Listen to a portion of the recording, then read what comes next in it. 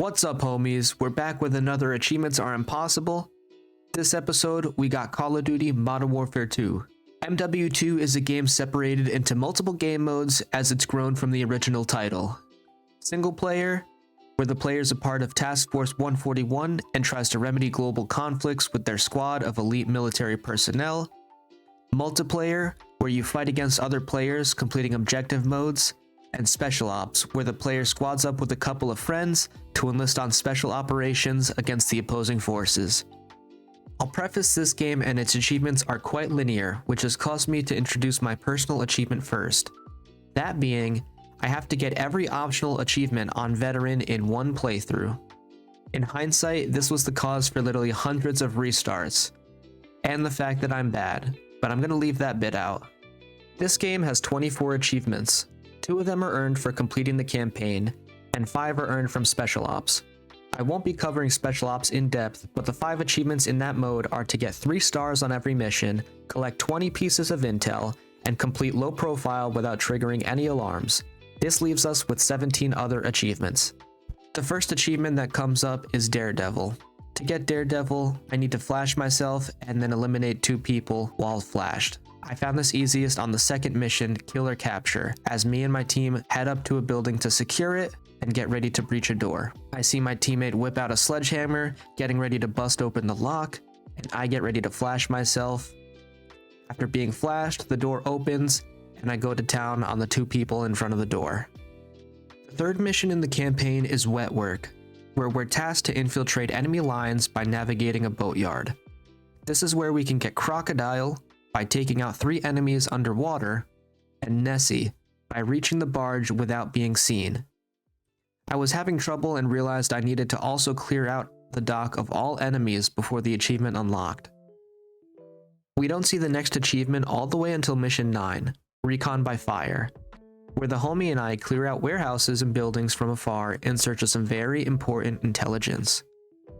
For the achievement For Nobody Was There, we had to go through almost the whole mission without an enemy triggering the alarm system. At one point, you'll have to split off from your homie and clear the warehouses up close while they provide cover from afar. It's really helpful to know that you can climb on the roofs of the warehouses, rip off the ventilations, and toss tear gas in, causing all the enemies to run away from the alarm systems. Next, we have Mission 10, Violence and Timing, which is about a high-speed chase to get our main girl Laswell back from the enemies, and is also the home of 2 more achievements.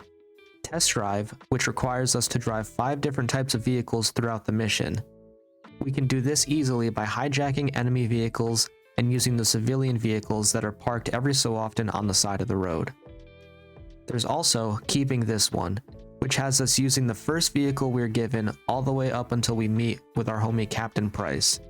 Mission 11 is next, El Sin Nombre, where we infiltrate an enemy base with our homie Alejandro, get interrogated by the enemy in an attempt to gain valuable information for ourselves. This is where we can get 1 achievement and start a second one. Ghost in Training requires us to get through the mission without setting off an alarm or a guard's attention. Along the way, we can start Gentleman Thief, which is to steal from 3 safes, the first one being on this mission. On the second floor, we're going to sneak our way around into Diego's room. The painting has the code for the safe, which is 2219. After inputting the code, the safe unlocks, and we can continue sneaking out and on to the next mission. Mission 12 is Dark Water, where we finally have a glimmer of useful information and pursue an oil rig holding a missile. This mission has 2 achievements to get. We'll start off with a crappy way to die, which is to eliminate an enemy in a porta potty.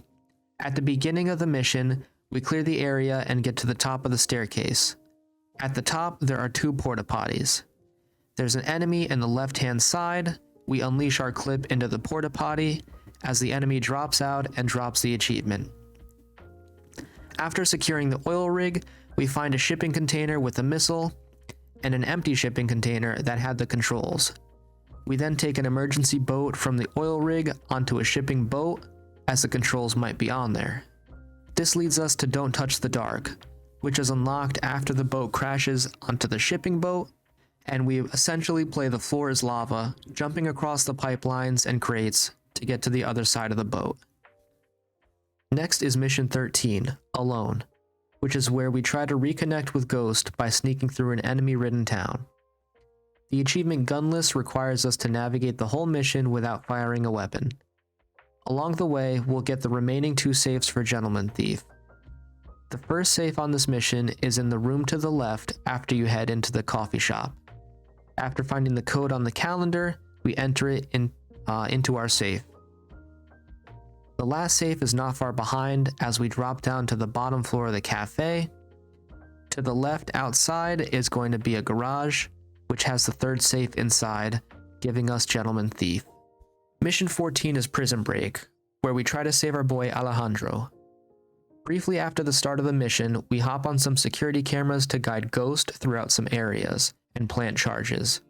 This is where we can get no time to lose by guiding Ghost to plant all 4 charges undetected in under 4 minutes. After we meet up with Alejandro and attempt to escape, we have an equal chance at the other 2 achievements, Wall of Duty and Backpack Guy. Wall of Duty requires 3 riot shield eliminations, and the first group of enemies we see after saving Alejandro all have riot shields. Pick one up, get 3 eliminations, and the achievement will pop.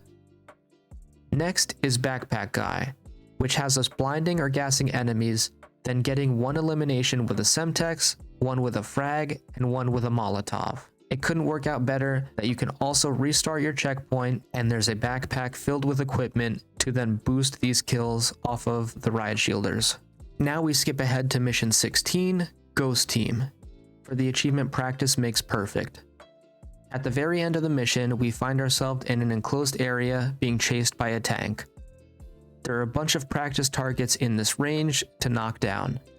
Knocking down, I believe, all 33 or all 32 of them will pop the achievement.